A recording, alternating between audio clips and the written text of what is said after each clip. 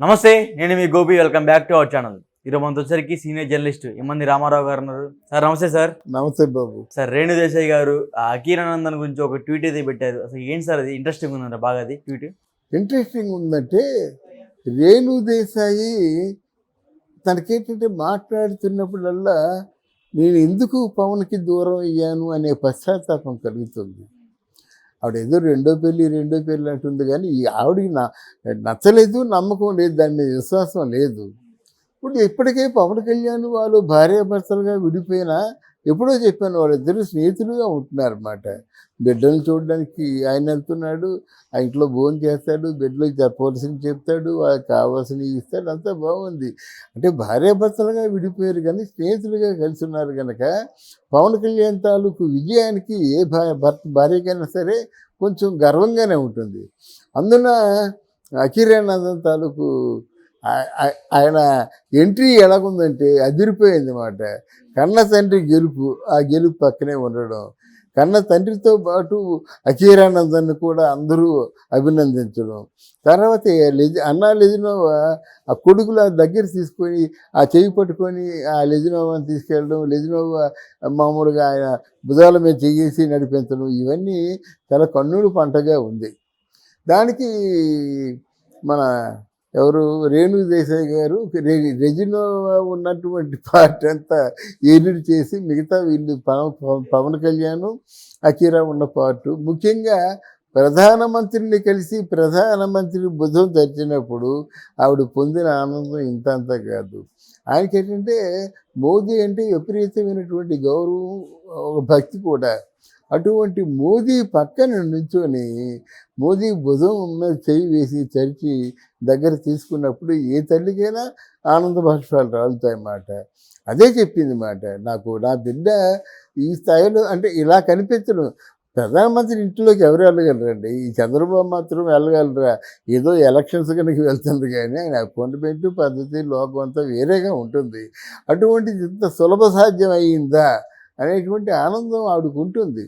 అందుకని ఆవిడ అంటే ట్వీట్ పెట్టింది అన్నమాట. నా జీవితంలో ఎప్పుడు ఇంత ఆనందం పొందలేదు. అంటే కొన్ని వార్తలు వస్తున్నాయి, పవన్ కళ్యాణ్ గారికి రేణు దేశాయ్ గారికి మళ్ళీ విడాకులు క్యాన్సిల్ అన్నట్టు కొన్ని వార్తలు వస్తున్నాయి. వచ్చినా ఆశ్చర్యం లేదు, తప్పేముందండి.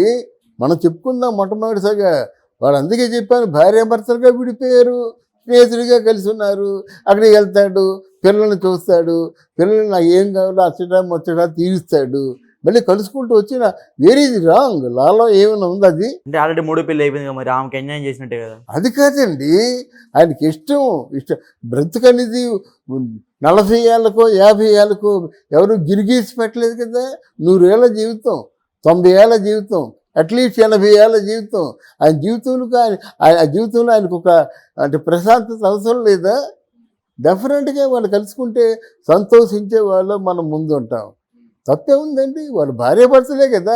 కాదనట్లేదు సార్, 3వ భార్య ఎవరైతే ఉన్నారో అన్నా లెజినోవా, వాళ్ళకి అన్యాయం చేసినట్టే కదా అంటున్నా. లేదు, ట్రాష్. ఆయనకున్న భార్య ఒక్కరే, అన్నా లెజినోవా. ఆయనకున్న మొదటి భార్య ఆవిడ్ని మనం లెక్కలో తీసుకోకూడదు.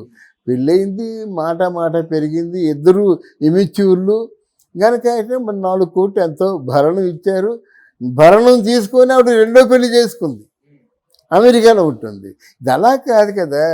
రేణు దేశాయ్ ఇద్దరు ప్రేమించుకున్నారు, 2 బిడ్డలు కన్నారు, 2 బిడ్డలు వాళ్ళ మధ్య ఉన్నారు.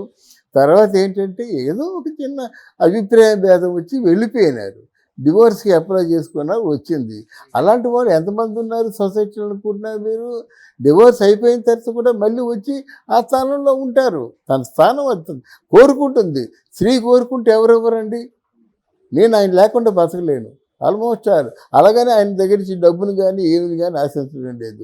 నాకు ఒక పెద్ద దిక్కుగా ఉండాలంటే ఎవరు ఓకే చేయరు. అన్నా లెజినోవా ఎంతకాలం ఉంటుంది ఇక్కడ ఇండియాలో? ఇవన్నీ కూడా పరిగణలోకి వస్తాయి కదా. ఎంతకాలం రష్యా వెళ్ళిపోయింది అనుకోండి, అంటే బిడ్డలు ఉంటే చాలు వాళ్ళకి. ఆ బిడ్డలు కూడా బిడ్డలు లేకపోయినా పర్వాలేదు. వాళ్ళకి కావాల్సింది ఏంటంటే అక్కడ ప్రేమ కావాలి. ప్రేమగా చూసే మొగుడు దొరికాడు, చాలా హ్యాపీగా ఎంజాయ్ చేసింది. ఆయన సక్సెస్ని కూడా ఎంజాయ్ చేసింది. అందుకే రేణు దేశాయ్ ఏం చెప్పింది, ఈ సమయంలో పవన్ పక్కన లేకపోవడం నా దురదృష్టం అని చెప్పింది. చెప్పారు. ఈ సమయంలో పవన్ పక్కన లేకపోవడం నా దురదృష్టం అని రేణు దేశాయ్ చెప్పింది. నేను రేణు దేశాయ్ని తొందరపడి నిర్ణయం తీసుకున్నాను, కానీ సందర్భం వస్తుంది చెప్తా అన్నాడు. మొన్న ఆర్కే తాలూకు ఓపెన్ హార్ట్లో కూడా ఎందుకమ్మా మీరు రిపోర్ట్స్ అవసరం వచ్చిందంటే $1 మిలియన్ కోసినది ఆత్మకథ రాసుకుంటున్నాను, అందులో తప్పకుండా నేను రాస్తాను, మీకు చెప్తా అంది. అంత గుమ్మనంగా వాళ్ళు గడుపుతున్నారు. ఇంకో విషయం నేను స్పష్టంగా చెప్పదలుచుకున్నాను. సరే, తండ్రి లేని బిడ్డలు ఎలా పెరుగుతారండి? పోరం బూకుల్లో పెరుగుతారు. అలా కాకుండా అఖీరా చదువులో ఫస్ట్, మ్యూజిక్లో ఫస్ట్, స్పోర్ట్స్లో ఫస్ట్. ఈరోజు అఖీరా కర్ర చెప్పినట్టుగా ఎవరైనా చెప్పగలరా? అఖీరా సోల్డ్ ఫైట్ చేసినట్టుగా ఎవరైనా చేయగలరా? ఈరోజు నెంబర్ 1 హీరో అయిపోతాడు ఇండస్ట్రీలో. ప్రభాస్ కంటే హైటు 6 అడుగుల 6 అంగుళాల హైటు. మోదీ పక్కన నుంచి మోదీ ఇంత భుజాల వరకు వచ్చాడు అంటే అత్యున్నతమైనటువంటి ఎదుగుదల అన్నమాట అది. అంటే వాళ్ళ బిడ్డల్ని రోల్ మోడల్స్గా తయారు చేసింది. వాళ్ళ గురించి ఎవరైనా వేలు చూపించగలరా? వచ్చాడు పిల్లడు ఇలా చేతులు పట్టుకొని కూర్చున్నాడు. ఏదైనా యారగెన్సీ ఉందా? అంత పెద్ద పవన్ కళ్యాణ్ కొడుకునని చాలా కుటుంబంలో చిన్నపిల్లలాగా మసలాడన్నమాట. ఇన్ని మంచి కారణాల వల్ల ఒకవేళ వాళ్ళిద్దరూ పెళ్లి చేసుకుంటే మళ్ళీ మామూలు కాపురం చేస్తే డెఫినెట్గా మనసున్న ప్రతి ఒక్కడు అభినందిస్తాడు. ఫర్ ఎగ్జాంపుల్, సమంత చైతు ఇద్దరు కలుసుకుంటారు అనుకుంటున్నాం. ఒకసారి వదిలేశారు కదా, మళ్ళీ ఎలా కలుస్తారంటే ఏం చెప్తాం? కలవాళ్ళు. కారణం లేకుండా తొందరపాటుతో విడిపోయి వాళ్ళు మళ్ళీ కలుసుకొని ఒక కాపురంలో ఉంటే అదేలాగా ఉంటుంది. జీవితాంతం ఈయన పెళ్లి చేసుకోడు, ఆయన పెళ్లి చేసుకోడు. ఎందుకు? ఈయన ఎవరికైనా లిప్ లాక్ ఇచ్చినట్టయితే ఏడ్ చేస్తుంది అక్కడ, ఎవరితోనే రొమాంటిక్గా బిహేవ్ చేస్తే ఏడ్ చేస్తుంది అక్కడ. ఏరా బాబు, టాటూ ఏంటంటే మీకు అనవసరం అంటాడు. ఈయన్ని కట్టిన తాళి దాచుకుంది, పెళ్లి కట్టుకుని చీర దాచుకుంది. ఇవన్నీ ఏ లక్షణాలు? అవసరం లేదు కదా. కొంతమంది అయితే విసిరేస్తారు, భద్రంగా దాచుకుంది అంటే ఏమిటి? ఎప్పుడైనా ఫ్యూచర్లో ఆయన దగ్గరికి వెళ్దామని ఆలోచన లేకపోతే ఎన్ని పనులు చేయదు. అర్థమైందా?